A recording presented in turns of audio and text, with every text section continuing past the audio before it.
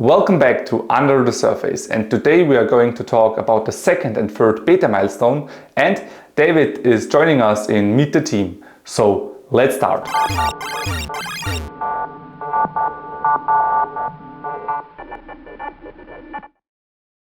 Attention for all our Stereum 1 users. The Great Glacier network upgrade changes the parameter of the Ice Age difficulty bomb, pushing it back by 700,000 blocks, or roughly 100 days. No other changes are introduced. If you are using an Ethereum client that is not updated to the latest version, your client will sync to the pre-forked blockchain once the upgrade occurs. You will be stuck on an incompatible chain following the old rules, and you will be unable to send Ether or operate on the post-upgrade Ethereum network. Stereum version 1.20 has been out for a couple of days. This update is mandatory. Please update as soon as possible, but before the 29th of June. Our second beta milestone should be ready soon. With this milestone, it should be possible to set up a SSV network operator for the testnet and connect it to Teku, Nimbus, Lighthouse or Prism. As you can see, we have already done the most important tasks.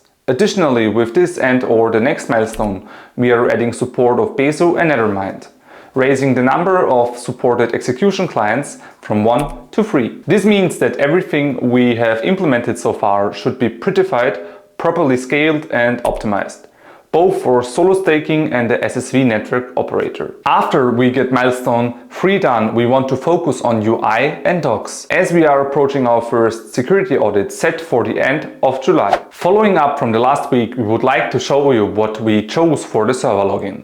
We think it is pretty awesome and we would like to know what you think. Today's Meet the Team selection featuring David. How are you doing, David? I'm tired as hell. And sometimes I wish I was dead.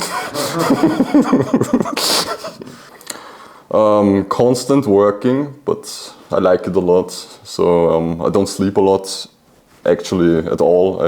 I never slept a lot. Like when I was in school, I slept around 5 hours a day.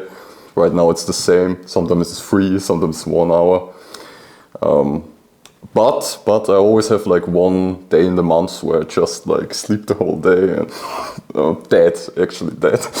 Like the whole day, and then I wake up at 2 a.m. and it's great. I love it. How old are you and from where are you?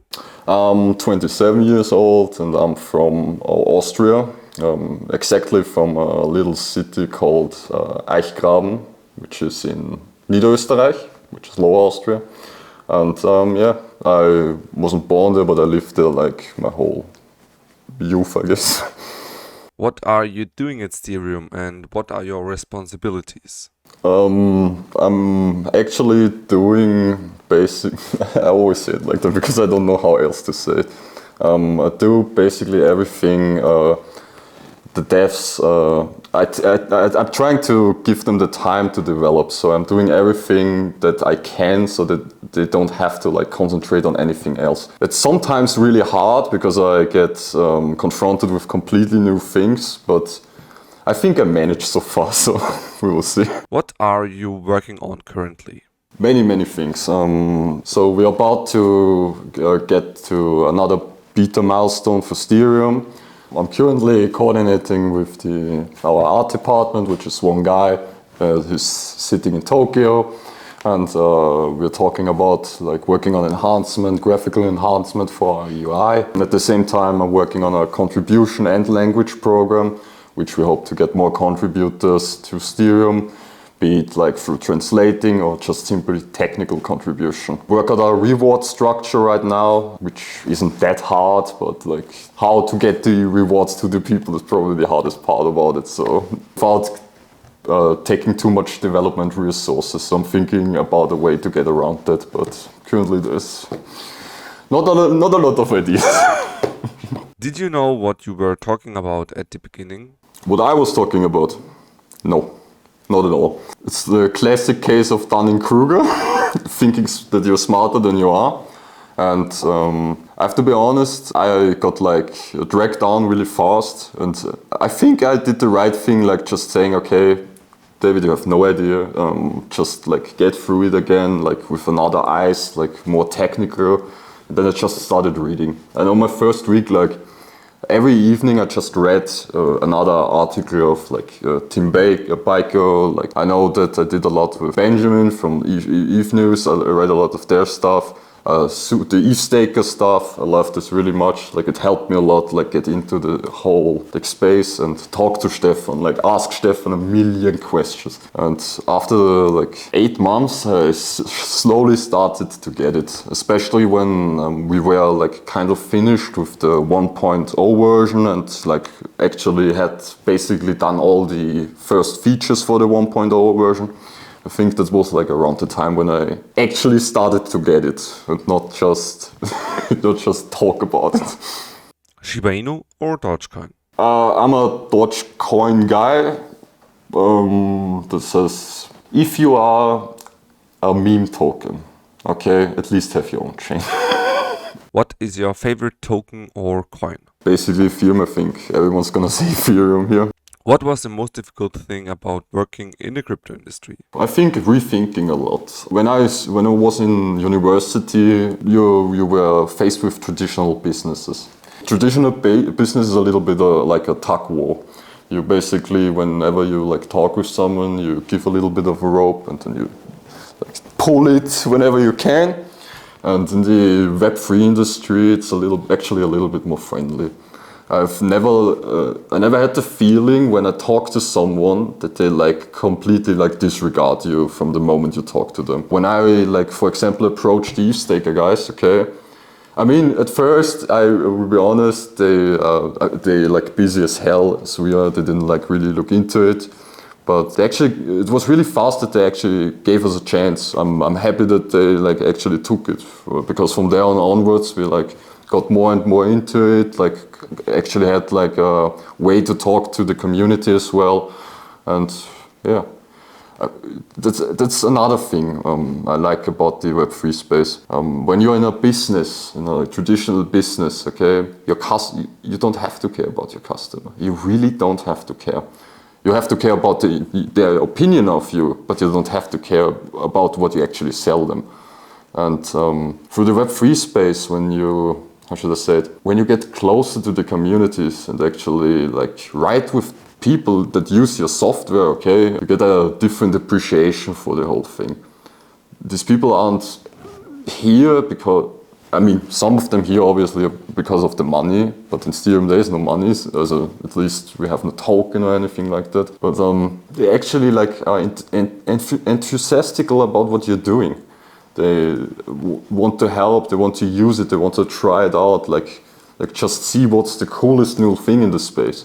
And I think that's really admirable. I like this about it, like the technology, the people and everything, everyone's trying to like build actually something for everyone, not just for themselves. Or if they build it for themselves, they open it up to everyone, which is also really cool. Europe and blockchain, does that fit together? I think if there were a system where blockchain would like fit from today to tomorrow, it would probably be Europe. Europe has a lot of problems and that could actually be fixed with a blockchain, especially when we come into digital markets. In Europe, you have like, for example, free movement of goods, okay, which is a basic right everyone in Europe has. It's like from the smallest company to energy sellers, okay? You have to offer it to the normal people. I could go tomorrow if I wanted to, electricity market, I don't know how they call it, and actually buy it and sell it if I wanted to, without any, or maybe I need a permit or something, but I could do it if I wanted to. And then we're talking about digital markets when we get to like Amazon, Steam, what else? Apple, Spotify, okay? I think if you buy something on Amazon, if you buy it on Steam, if you buy it on Spotify, if I buy it on Apple Music, doesn't matter. Like I should be able to resell that and I should own it. I should not only own a license to like lend it from them. Sure, this business system will still have like a place, like streaming, infinite stuff has still a place.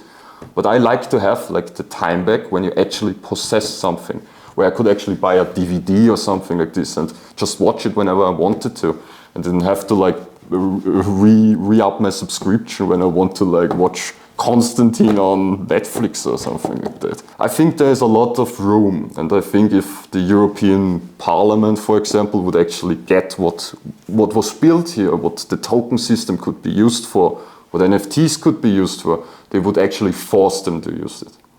They would force them, because free movement of goods, if you look into Steam, like for 10 years they argue about it. You should be able to resell your games on Steam. You aren't able to. Why aren't you able to? Because there was no technology that actually made you be able to resell it without it being replicatable. But now you have it, so I don't know why they like just forced them to use it. I don't know. Mac or Windows? Windows mostly, but not because I'm like a Windows fanboy or anything. It's just because I'm used to it. If you wouldn't do Stereum, what else would you do? That's actually a really good question. I used to write a lot. I would probably still write. I actually wrote a book 4 years ago. I didn't sell it all, like 5 people or 6. I think it was good. No one should buy it. I like it. It's a nice story. I would probably still do the same. I would still do like something in this direction. Either like do movie stuff or like do just like straight up storytelling, because that's actually what I always liked. I think a good story is like more worth than like all the money you have in your bank account. If you got a like good story to your name, if you got a like kind of reputation, okay, that can open way more doors than like any check you could like write down. Okay, when people want to talk to you, okay, and when because you are standing for something they think is important, you can create a lot of good out of basically nothing. A good story can do that, I think. Thank you, David, for the great interview. The Gitcoin Grand Round 14 is over, and we are once again excited about your support. A huge thank you goes out to all of you who supported us. Yeah guys, that's it with this episode. We hope you enjoyed it, and we are looking forward to you when we are again searching for what is under the surface.